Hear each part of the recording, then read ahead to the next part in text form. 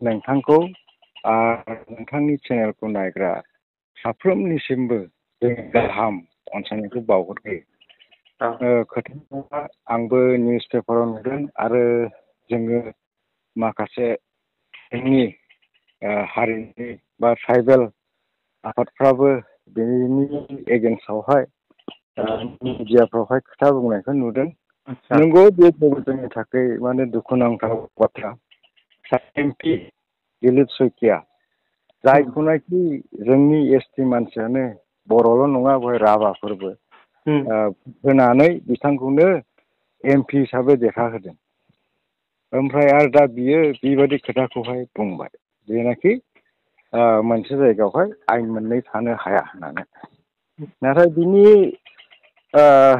जेनेबा 6 सिडुल बेखौहाय जोङो 2003 सनावहाय मोननो हादों बे बिटिसि सुक्तियावहाय।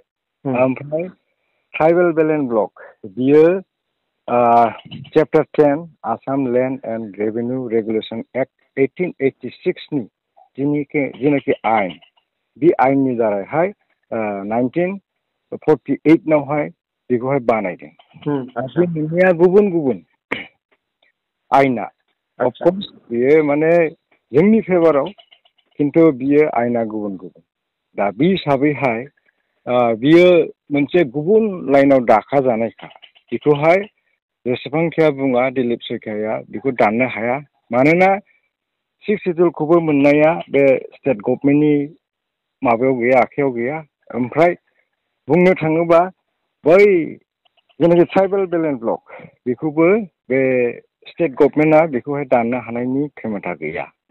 जिहेतु बिसोरो जायनि फलावहाय माखासे जायफ्रानाखि इन्डिजिनास नङा बा जायफ्रानाखि ट्राइबेल नङा बिसोरखौ प्रटेक्टेड क्लास हिसाबै सोगासिनो दं। बेहाय जोंनियावबो माखासेखौ सोनो नागिरदों, सोबायानोसै, डिक्लेरेसन होबाय। ओमफ्राय ओरै तिरापफ्रावबो बिदिनो सोदों 5-6टा गुबुन गुबुन ट्राइबेल नङै हारिखौ। दा बेफोरो कमप्लिटलि एगेन्स्ट जोंनि थाखानाय आइननि जोंनि थाखानाय फेभराव आइन, जोंनि फेभराव थाखानाय आइननि बियो एकदम कमप्लिटलि माने अपोजिट, उलंगा। बियो एकदम आनकनस्टिटिउसनेल। दा बेखौहाय लानानै जोङो ओरैनो जोङो अलरेडि दिल्लीयावहाय जोंनि मानगोनां भारतनि ल' मिनिस्टार बिथांनो जों मेम'रेन्डामखौ होनाय जादों। आरो लोगोसे जोङो बे NCST national commission for schedule tribe नै बिसोरनोबो जोङो मेम'रेन्डामखौ होनाय जाबाय। आरो हयथ' बावैसोनो हयथ' दाहालागै स्टेटनाव बे डाइरेक्सना फैबाय। ओमफ्राय जोङो मोनसे खोथाखौ नुदों दिनैहाय जोङो मोजां मोनदों। आरो बेबायदिनो जोङो जोंनि एगेन्स्टआवहाय सोरबा माबा बुङोब्ला जोंनि बहुद संगठनफ्रा गसंथादों। आरो लोगोसे आसामनि मानगोनां CM चिफ मिनिस्टारा बिथाङाबो बिदिनो VCDCजों लोगोसे बेयो बुंदों 26टा जनगोष्ठीनो हा रानना होगोन। बियो माने गावसोर पावाराव फैब्ला माने बिटिसिखौ गावसोर जुदि सालायनो मोनफिनोब्ला बिसोरो 26टा जनगोष्ठीखौहाय आं मिडियायाव नुनाय बाथ्रा दा बेखौ आं बुंदों, बे बुंदों 26टा जनगोष्ठीनो माने हाखौहाय सम अधिकार होगोन। माने बे बुंदों रावबो first class second class citizen थानाय नङा, बयबो समान जागोन होनना बुंदों। दा बेखौथ' बिराद आसरित खोथा। दा बेखौनो दा जोङो जोंनि लाइनजों आइनजों जों जुजिगोन। ओमफ्राय लोगोसे जोङो बेखौनो खावलायो दा जोङो बे ट्राइबेल माहारिया बर'ल' नङा, गासै ट्राइबेल माहारियानो एसे सांग्रां जानांसिगोन। दा जोङो नुबाय बेबायदि पलिटिकेल पार्टि, माखासे पलिटिकेल पार्टिया जोंनि फेभराव मालाबाबो मावा। बिसोरो सायावल' गोदै गोदै बुङो, खिन्थु मावनाया गुबुन मावो। दा नोंथांनि सोंनायावहाय जों बेखौनो बुंनो हायो दा बिसोरबादि लिडारफ्रा बिदि खोथा बुंनाया जोंनि थाखाय दुर्भाग्यजनक।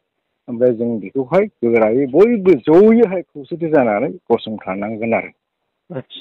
मानगोनां सार, जाय बाथ्राखौ दिलीप सैखिया बिथां लोगोसे आसामनि CM बिथाङा बुंलांदों, बे बाथ्राखौ जोंनि साफ्रोमबो बर' लोगोसे ट्राइबेल माहारिफ्रानो बे बाथ्राखौ इजियै लायाखै।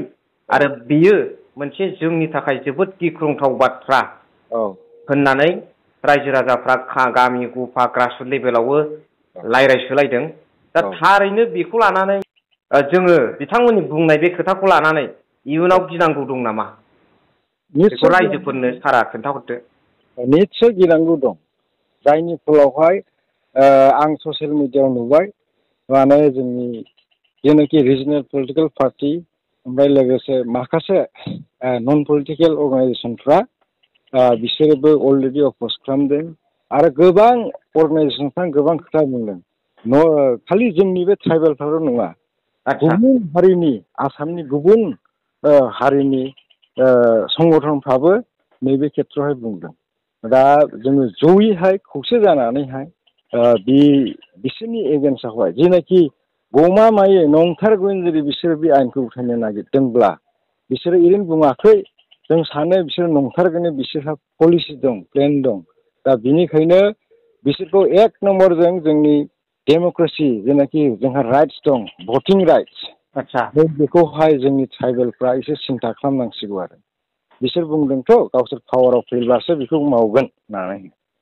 दा बिनिखायनो आं इउटिआवनि जानानैहाय खावलायो जोङो एसे गावनि भटखौ गावनि मुल्यबान भटखौहाय सानै हयैहाय भटखौ थुनांगौ। ओमफ्राय लोगोसे जोङो खौसे जानानैहाय नांगौब्ला जोंहा धरना होबावनांगोन, हयथ' जोङो आइनजोंथ' जों जुजिखागोन। जोङो मथा मथि डेम'क्रेटिक प्रसेसआवहाय बेखौहाय जोङो अपज खालामनांगौ जयैहाय। दिनै नोंथांनि चेनेलनि दारै आरोबाव खनसेबाव आं बयखौबो जोंनि ट्राइबेल माहारिनि आफादफोर, पलिटिकेल पार्टि, जोंनि बर' माहारिनि आफादफोर बयखौबो आङो नोंथांनि चेनेलजों खौसे जानानै बिनि एगेन्स्टआवहाय डेम'क्रेटिक प्रसेसआवहाय फाइट खालामनो, अपज खालामनो आं खावलायहरनाय जाबाय। गोजोननाय थाबाय रोजा रोजा सारनिसिम माखासे गोबां खोथा दानि थासारिखौ लानानै, लोगोसे बिथांमोना जे माखासे एन्टि ट्राइबेल जायफोर सुबुंफोर लिडारफोर दङ बिथांमोना जाबादि खोथा होनदों बिनि एगेन्स्टआव आरो बर' रायजो राजा आरो ट्राइबेल माहारिनि रायजो राजानि फेभाराव बुंनानै जोंखौ सांग्रांथि होनायनि थाखाय आंनि चेनेलनि गेजेरजों सारनिसिम रोजा रोजा साबायखर बावहरबाय। नोंथांनिसिमबो रोजा रोजा साबायखर बावबाय।